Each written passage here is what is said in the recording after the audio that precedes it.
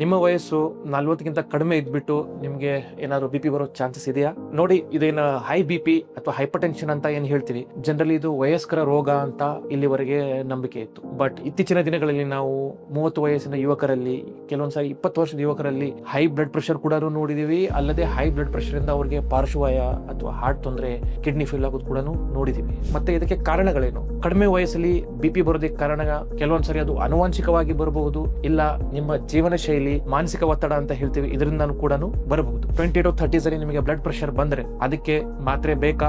ನೋಡಿ, ನಿಮ್ಮ blood pressure ಏನಾದ್ರೂ ಸ್ವಲ್ಪ ಪ್ರಮಾಣದಲ್ಲಿ ಜಾಸ್ತಿ ಆಗಿದ್ದರೆ ಅದನ್ನ ನಿಮ್ಮ ಜೀವನ ಶೈಲಿಯನ್ನ ಚೇಂಜ್ ಮಾಡಿಕೊಂಡು ಊಟದಲ್ಲಿ ಉಪ್ಪಿನ ಅಂಶವನ್ನು ಕಡಿಮೆ ಮಾಡಿ, ದಿನಕ್ಕೆ ಮಿನಿಮಮ್ 30ರಿಂದ 40 ನಿಮಿಷ ವ್ಯಾಯಾಮ ಮಾಡಿ, ಆಲ್ಕೋಹಾಲ್ ಮತ್ತೆ ಸ್ಮೋಕಿಂಗ್ ನ ಸ್ಟಾಪ್ ಮಾಡಿ, ನಿಮ್ಮ ತೂಕವನ್ನು ಕಡಿಮೆ ಮಾಡಿ ನೀವು ಬ್ಲಡ್ ಪ್ರೆಷರ್ ಅನ್ನು ಕಂಪ್ಲೀಟ್ಲಿ ರಿವರ್ಸ್ ಮಾಡಬಹುದು. ಅದರಿಂದಾಗಿ ನಿಮ್ಮ ವಯಸ್ಸು ಕಡಿಮೆ ಇದ್ದರೂ ಸಹ ನೀವು ನಿಮ್ಮ ಬ್ಲಡ್ ಪ್ರೆಷರ್ ಅನ್ನು ರೆಗ್ಯುಲರ್ ಆಗಿ ತಪಾಸಣೆ ಮಾಡಿಸ್ತಾ ಇರಬೇಕು. ಹಾಗೆ ಏನಾದ್ರು ಬಿ ಪಿ ಜಾಸ್ತಿ ಇದ್ರೆ ನಿಮ್ಮ ಡಾಕ್ಟರ್ ಅನ್ನು ಕಂಡು ಏನು ಮಾತ್ರೆ ಇದೆ ಅದನ್ನ ರೆಗ್ಯುಲರ್ ಆಗಿ ಫಾಲೋ ಮಾಡ್ತಾ ಇರಬೇಕು. ಸೊ ಈ ವಿಡಿಯೋನು ನಿಮ್ಮ ಎಲ್ಲ ಯಂಗ್ಸ್ಟರ್ಸ್ ಫ್ರೆಂಡ್ಸ್ಗೆ ಶೇರ್ ಮಾಡಿ.